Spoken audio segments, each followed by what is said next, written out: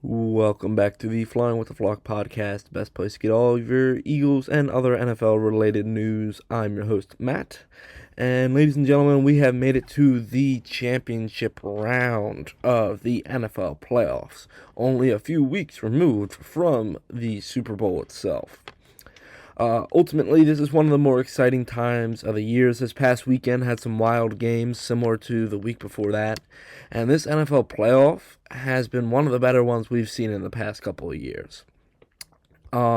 Yes, there have been dominant wins, but most of these games have been back and forth affairs on both the AFC and NFC side, surprisingly. But before we jump into all of that, I would like to ask you guys to leave a like and subscribe down below. That would be much appreciated before we jump into all the NFL news goodness that I have for you today. And it just shows that, you support me and what I'm trying to do here. And hopefully I have some plans coming up on how to improve some of the content that we're putting out here and some content that I might be putting out on other platforms. We'll have to wait and see. But until then, and until you hear more news about that, please just stick with me. Okay, so for this week, this might be another shorter episode this week, just giving you a heads up. I'm not sure as of right now, but we're gonna start off with some of the head coaching hirings, some more of the firings, and the Eagles' offensive coordinator question is starting to become a little bit clearer with some of these candidates coming off the board. And then we'll jump into this past weekend's games, my initial thoughts. I probably won't break it down to like the stats. Maybe just the quarterbacks I'll break it down, but besides that, everybody else is. I'm just going to go over the overall idea, what it means for the franchise that lost, won, and moving forward. Who do I think is going to win in the championship round? I mean, there's only 4 teams left. Only 2 more people can move on. All right, so hopping right into the head coaching openings that we have across the league. I believe last week, I'm not sure, but I'm going to talk about it anyway, is the Giants head coaching opening. They ultimately hired former Ravens head coach John Harbaugh. I like the pick. I am not that concerned as an Eagles fan, only because Harbaugh is notoriously known for choking when it matters most. And not all of his staff are coming with him. Right now, rumors are is Todd Monken is still shopping himself around. And Harbaugh, yes, he's going to bring in and try to bring in a winning culture around quarterback Jackson Dart, running back Cam Scatterboo, wide receiver Malik Neighbors, and all that Giants defense.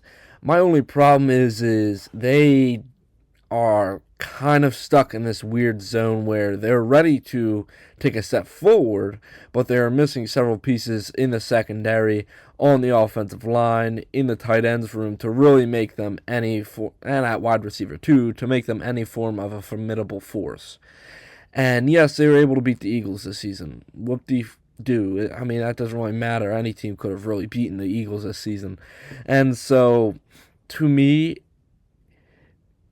this doesn't really scare me that much, especially taking a look at it. Harbaugh, notoriously known for choking, is going to bring or try to bring a winning culture to New York. And he might not have all of his pieces to do that, which kind of lessens what he's able to do. Yes, he was able to bring a Super Bowl to Baltimore. Yes, he was able to build several championship caliber teams. And yes, he was able to consistently get into the playoffs with the Ravens. But the Ravens really never did too much winning under Harbaugh to the point where they were winning several Super Bowls over the past decade. So, with that being said, that is my thoughts currently on John Harbaugh. Obviously, depending on how free agency goes and how the draft goes, we'll see how good the Giants are going to be, where they're looking to tackle their problems. on the roster, and also how Harbaugh is going to shape this team in his own identity.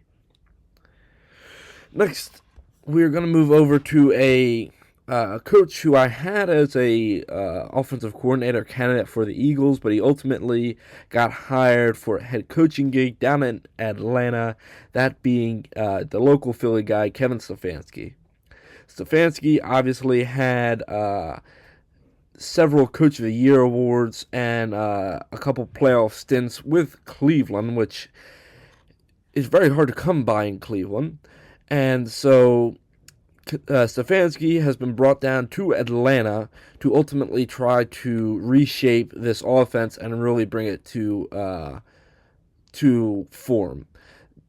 The Falcons' offense was their main struggle this past season, and yes, a lot of people like to point to the fact that Stefanski never really had that much of a successful offense under his reign, and to that I agree, but he had like 13 different quarterbacks, and that's not his fault. He had Baker Mayfield and Deshaun Watson were the main two. Baker Mayfield sucked until he was brought into a system where he could work, and Deshaun Watson is Deshaun Watson. After that, the only other quarterback he had major success with was Joe Flacco, which was a guy that could come in and play in any system. And Stefanski's system worked under Flacco. So, moving forward, the Falcons have many questions. What to do at quarterback? How can they build up this offensive line? How can they continue to make this defense better than it already is? How can they inject more youth into it? They already solved the head coaching question. Now all these other dominoes are going to begin to fall over the next coming months. I wouldn't be surprised if Stefanski finds some success here and is able to possibly take the Falcons to a wild card spot, maybe like the 7th seed this coming season, especially with how they were tied for first in the NFC South this past season. At 9-8, they just ultimately were eliminated a few weeks before because of just strength of schedule and so on and so forth. So I feel like Stefanski could come in, change the culture, and bring Atlanta back to its winning ways from the mid-2010s. The other head coaching hiring, so we have two more. The other one that I wanted to talk about in depth that I really have a big opinion on is the Titans hiring former 49ers defensive coordinator and former Jets head coach Robert Saleh. Saleh is an interesting guy to me. I do not feel like he's a good head coach. Saleh was hired yesterday, and I will say that he might not be the best hire for Cam Ward's development moving forward. I feel like, yes, the Titans tried an offensive coordinator with their last head coaching hiring of Brian Callahan, but I still feel like Saleh completely destroyed both Zach Wilson's career and who was their other quarterback? Oh, damn, I'm blank. And Aaron Rodgers' career, too. I feel like he does not have any form of an offensive system that he likes. He bounces between a bunch of different ones, which brings in a hodgepodge of different ideas, which can be a problem, especially for a younger quarterback. Hell, we even saw that it was a problem for a veteran quarterback like Aaron Rodgers to keep up with. Yes, Saleh is going to get this Titans defense to be one of the best in the league in a couple of years. I completely believe that he is one of the best defensive coaches behind Fangio, Flores. Damn it, I'm blanking on the other guy that I had. But he is one of the better coaches when it comes to coaching defense. After that, his offense sucks. And right now, if I'm the Titans, or if I'm a Titans fan, I'm more worried about Cam Ward and his future with the team at this point. Cam Ward is an amazing player, but unless he has a coach that can come in and help train him, I am slightly concerned with the moves that the Titans have made here at head coach. The last head coach hiring that we got from this past week is the Miami Dolphins hiring Packers defensive coordinator Jeff Hafley. Hafley brought the Packers to a top tier, a top 15, top 10 defensive unit in the league. I just don't know how he's going to be as a head coach. Miami is shifting from an offensive-minded head coach to a defensive-minded head coach. And hopefully he can shape a tough Miami defense in his own image. Obviously, the offense has a lot of questions. What do you do with Tyreek Hill? What do you do with Tua Tagovailoa? Two of the biggest questions. How do you revamp this offensive line? And bringing in a defensive guy, he knows how to tackle those kind of questions.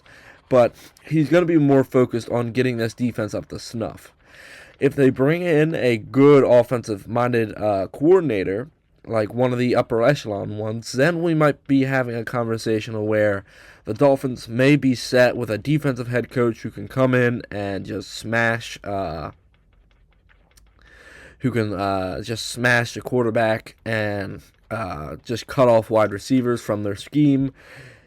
And then an offensive-minded head coach who can continue to develop to away from the downward slide that he's been in over the past 2 seasons.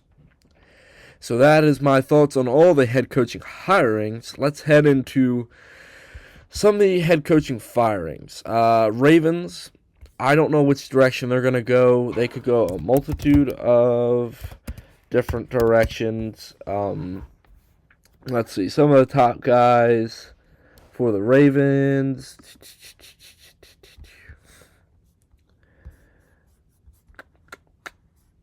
Damn. I wouldn't be surprised if they try to bring back a guy like Todd Monken, who's still out there.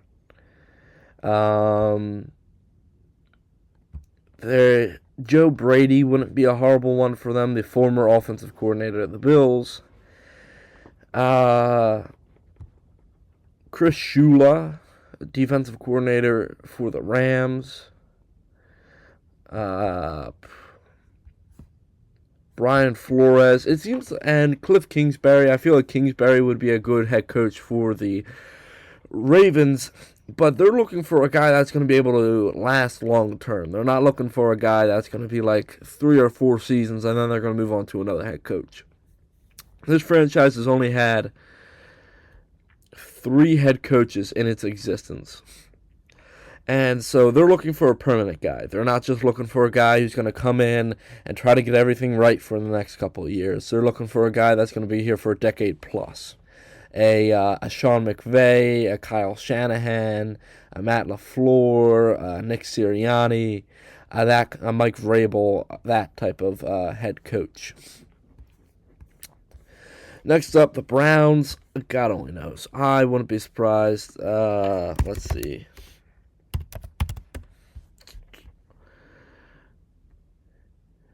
I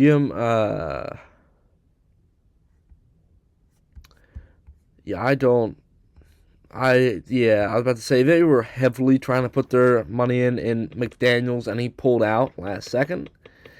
And so, moving forward, I think that hiring back their own defensive coordinator wouldn't be a horrible idea, and bring in a different offensive mind than Stefanski. Continue to build up and develop this offense around either Shedeur or Dylan Gabriel, or draft a new guy, and then have Jim Schwartz lock down this defense as well as they have been, and just have a guy to come in and develop the offense. That's as much as you're going to get out of me on that one. Cardinals, I don't think it'll be a bad idea to switch over to an offensive-minded head coach, somebody like Joe Brady, who can either trade Kyler Murray and bring in his own guy, or try to develop Kyler back into a middle-of-the-road quarterback in the NFL. Raiders, that's a good question. The Raiders, again, they have the number 1 overall pick, so they're probably going to draft Fernando Mendoza. Let me see here. Clay Kubiak is on the board for them. Joe Brady again. Mike LaFleur. Chris Shula. Jeff Hafley. Clint Kubiak. Matt Nagy. So they have a couple of offensive guys they're looking for, it seems like. And so, with that being said, they're probably going to draft a quarterback in the first round and try to trade Geno, if not keep him, and then have him start the first couple games of the season. So that's where the Raiders are currently. Steelers, I wouldn't be surprised if they hire somebody like a Mike McCarthy to come in and be a long-term head coach moving forward. McCarthy has seen success, just he chokes in the playoffs. So, hey, if you guys want Mike Tomlin 2.0, just hire Mike McCarthy. And so the Bills, this is where we land. This was the big news that after the divisional round loss to the Denver Broncos, the Bills fired Sean McDermott 2 days later.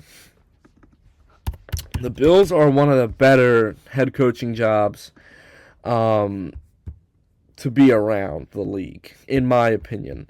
The Bills have two of their top candidates are probably going to be Daboll and Mike McCarthy. Both of these guys have experience as head coaches. Daboll has been around Josh Allen for the first couple of years of his development, and Daboll is one of the top guys in this entire head coaching carousel. I wouldn't be surprised if McCarthy, obviously, like we just said, seen success before as a head coach. Wouldn't be surprised if they just brought him in as a guy to come in and then bring in some of his cronies to fix up the offense and the defense, especially that defense. Joe Brady, the former offensive coordinator of the Bills, wouldn't be a horrible head coaching candidate for the Bills moving forward.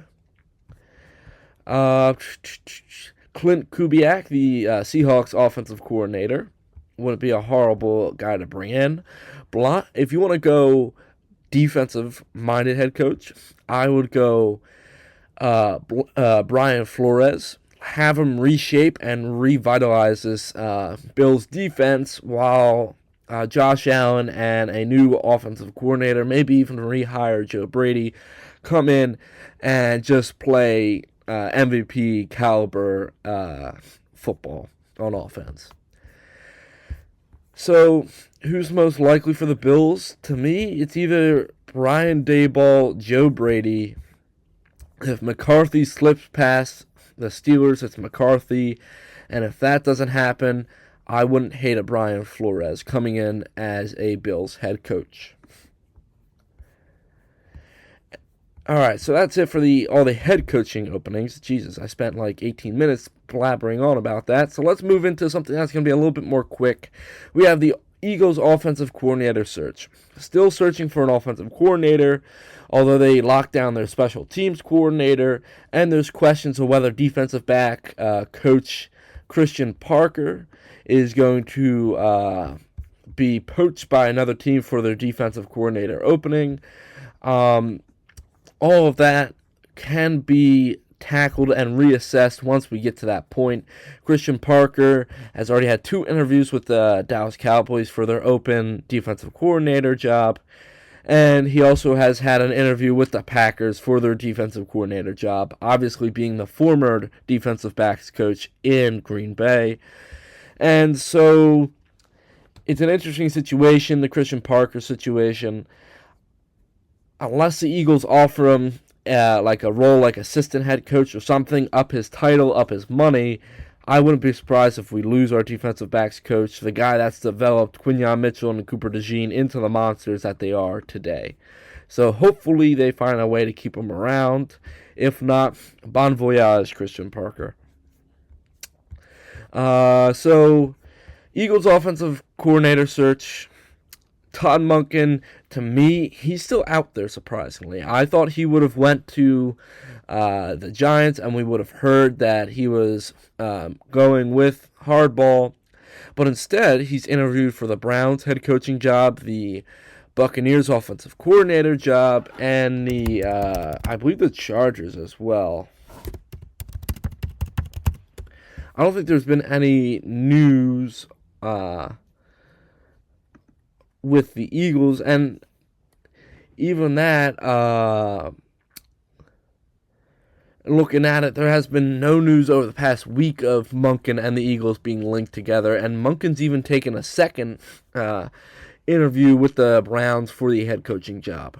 So, who knows? He might go the head coaching route now, even though I'm surprised at his age and at his with his legacy now in Baltimore, that he would be willing to take a head coaching job and not just sit back and take an offensive coordinator job. But we'll just have to wait and see with Monken. He's still my favorite, but he's becoming more unrealistic by the day. Brian Daboll right now is the front runner for the Eagles offensive coordinator job by the Eagles front office and NFL insiders as well. Daboll, like we already said, knows Hurts and Devontae Smith from their time in Alabama, knows Saquon from his time in New York. Hurts and Daboll have high praise with one another, and Daboll was the offensive coordinator that brought Josh Allen to the MVP level quarterback that he is now. Daboll probably wouldn't leave after one season due to the fact that the Giants job took a toll on him and made him miserable over the past few seasons. So I wouldn't be surprised if he would be around for a couple seasons and then head off as his own head coach a couple years later. And so Daboll right now is the leading front runner. And with Stefanski off the board and McDaniels now being off the board because he took the offensive coordinator job for the Chargers, that leaves us with my top four right now. Two were here last week, and two more I added. We have Daboll, explanatory. Cliff Kingsbury, explanatory, but he has not been mentioned or linked to the Eagles recently over the past 2 weeks. So he, again, becomes a little bit more of a long shot, similar to Monken. Zach Robinson is still out there. He's a former offensive coordinator of the Atlanta Falcons. Last season was his first season as offensive coordinator down in Atlanta, and it was the first time that he played calls. And as the season went on, he seemed to become more comfortable and confident in his play style. And his abilities by the end of the season, if it weren't for bad quarterback play, were pretty high. And he was also very run-heavy in his system, especially with Bijan Robinson, which would be the way that the Eagles would have to go if they want to try to rebound after this season. And so, after that, I still feel like... and then there's one more guy. We have Bobby Slowick, current Dolphins passing game coordinator and former Texans offensive coordinator. He was fired last year after the Texans took a step back in the offense. But looking at C.J. Stroud over the past 2 seasons, it seems like Slowick was not really the problem in Houston. It was more Stroud. And Stroud and Slowick butted heads multiple times because Slowick was trying to teach Stroud how to develop himself. And it seems like Stroud's ego was way too high, and he ultimately already thought of himself as a top-tier quarterback. So, Zach Robinson and Bobby Slowick are my other two in my top 4. And then you have weird ones like Josh Gizzard, who's the former Buccaneers offensive coordinator who got fired. No way in hell we're hiring him. Eagles requested to interview Colts offensive coordinator Jim Bob Cooter. Obviously, he's part of the Sirianni tree because Jim Bob Cooter comes off of the Shane Steichen offensive team there. And so, looking at it now, Wouldn't be surprised if something like Brian Daboll becomes the offensive coordinator. He's been tied to heavily, and he has already agreed to interview for the offensive coordinator job. A few days ago, let's see here, he interviewed yesterday apparently. So we'll have to wait and see how things kind of shake out, whether Daboll takes the job, and if not, how do we pivot to a guy like a Zach Robinson or Bobby Slowick. Both have offensive play calling experience and are relatively young and looking to prove something. All right, so that's it for the kind of that coaching segment that we have. Yes, that can be fairly boring. Let's get into the football, shall we? Seahawks, 49ers. The Seahawks blew out the 49ers 41-6, and I could have told you that was going to happen anyway. Ultimately, Purdy did not play well. Shanahan did not coach well. Saleh did not coach well. And so there are definitely going to have to be changes coming with this 49ers regime, whether it's play callers, whether it's players that are getting older and just can't sustain their health any longer. So I wouldn't be surprised if we see the 49ers take another small rebuild, another year to kind of re-up some of these pieces and gain some new younger faces in the clubhouse. And the Seahawks, they move on. Ultimately, I do believe that the Seahawks are the best team in the NFL playoffs right now, and I wouldn't be surprised if we see a Seahawks Super Bowl berth for the NFC moving forward. Sam Darnold played pretty well. The special teams played really well. Defense played out of their mind. And so, if they continue to play like this with this angst, I haven't seen a team this dominant since last year's Eagles team, and we kind of saw how that worked out for them. So, Seahawks move on to the divisional round against the LA Rams. The Rams upset the Bears in Chicago in the snow. What was it? Was it 20-17, I believe? Yes, it was. 20-17 over the Bears. Now, I picked the Bears to win because I thought this Rams defense was going to slow. And in the first half, it looked like it could be anybody's game, and then the Rams started to take a lead, and then Caleb Williams and Ben Johnson did their thing to where they kind of just used black magic to get themselves back into the game. I mean, if you saw the one play that that tied the game at the end of regulation, that Caleb Williams 40-yard pass off his back foot into the end zone for the game tying touchdown. Something's happening over in Chicago, and I don't like it. Chicago, this was a very successful season. Yes, everybody's upset that they didn't make it past the divisional round, and I do understand that.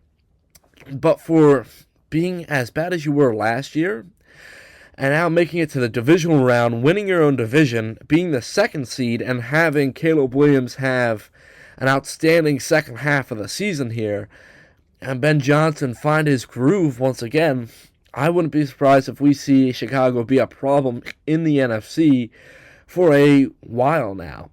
Ben Johnson, his system is one of the better ones that we've seen, and he's been able to beat top-tier NFC, AFC, just top-tier NFL teams. And so moving forward, the Bears are in a really good spot. They've become an ideal place for free agents, and they've ultimately put themselves in the upper echelon of NFL teams. We'll see you next year, Bears, but till then, try to enjoy your break. And the Rams, to me, they're kind of limping at this point. They've shown a lot of weakness in their Panthers and Bears playoff game. And if they do not bring their A game against the Seahawks this week, they are going to get mauled to death. Although I don't think that's going to happen, I still think the Seahawks are going to beat the Rams here in the NFC title match to the score of 34-17 over the Rams. and 34-24 over the Rams, and the Seahawks will punch their ticket to the Super Bowl 60. Next up, we have Broncos-Bills. Now, we've kind of alluded to what this game meant to the Bills. They fired their head coach. And so the Bills, with this loss, puts Josh Allen 0-7 in overtime, which is including the postseason. Josh Allen just could not find a way to win, and although that game was questionably officiated, I still feel like the Bills have a solid window to make it to the Super Bowl over the next 2 seasons. I feel like the AFC is becoming weaker. Lamar's going to have to get used to a new system. The Bengals are never going to find a way to win. And the Chiefs, although they're bringing on offensive coordinator Eric Bieniemy, who was a former offensive coordinator for them, especially back during the early 2020s and late 2010s, I still feel like the Bills have the best shot out of the big 4 in the AFC to make a Super Bowl over the next 2 seasons. Although I feel for Bills fans, I still feel like they will ultimately find a way to rebound from this, find a guy that's going to match their culture, and find a way to move forward. Sorry, Josh Allen, I was really rooting for you, but that's just how the cookie crumbles at this point. And then we also have the Broncos. So this wasn't really a win for the Broncos. Here's why. On the second to last play in overtime, the Broncos quarterback fractured his ankle, and he will now be out for the rest of the postseason, meaning they will have to start quarterback Jarrett Stidham. Now, I ask you this. Have you ever heard of Jarrett Stidham? I know I have, but I'm not sure if you guys have. He's a former backup quarterback for New England, and he's been on the Broncos roster for the past 2 years. He has not thrown a pass since 2023, and he has not thrown a meaningful pass since 2022, meaning that the Broncos are going to have to face their opponent in the AFC Championship with their backup quarterback. Now, as much as I would love to say, they're going to do what they do with Nick Foles, no. That's not happening. Jarrett Stidham is going to crap the bed. This defense didn't look that good, and they're starting to get banged up. Excuse me. And so, moving forward, this was ultimately a loss for the Broncos. And we're going to have to see how they fare in the AFC Championship game against the New England Patriots. The Patriots beat the Texans after a C.J. Stroud, I would say masterclass, but that's me being sarcastic. C.J. Stroud threw 4 interceptions and had another fumble, or maybe 2, against this Patriots defense. And although it was still a close game because of how amazing that Texans defense is, C.J. Stroud just did not take any accountability and just did not look comfortable at all. And so that's why, to me, C.J. Stroud's not even a top 15 quarterback in the league. Stroud ultimately struggled heavily in this game. And Drake May looked good. He didn't look amazing, but he looked good. And this Patriots defense looked amazing. So moving forward, we're going to have to wait and see how things kind of shake out for the Patriots. Obviously, they're in the AFC Championship game for the first time since 2018. And they're facing their old foe, the Broncos. These two have had a long history of facing each other in the postseason. But just because they have Jarrett Stidham, I feel like the Patriots are going to kind of waltz to the Super Bowl to the tune of 27-13 against the Broncos in the AFC Championship game. Meaning that my Super Bowl prediction is the Seahawks versus the New England Patriots, a matchup from almost a decade ago, or over a decade ago, in which Seattle had a chance to win, but decided not to run it on the 1 yard line with the best running back in the league. So we will have a matchup in Santa Clara of the Seattle Seahawks versus the New England Patriots, two of the best teams in the NFL. One a number 1 seed, one a number 2 seed, and ultimately both have proven products at quarterback and on defense. So it's going to be an interesting matchup. It's going to be a fun matchup to me, but we're going to have to wait and see how things shake out further. And so that's it for this episode of the Flying with the Flock podcast. Like I said, moving forward, I have some new plans. Once we get past the Super Bowl, I'm going to be moving back to an every other week schedule. And from there, that will allow me to do a little bit more. But until I talk to you guys next week and we have the Super Bowl matchup, I've been your host, Matt. And this has been the Flying with the Flock podcast. And remember, go Birds.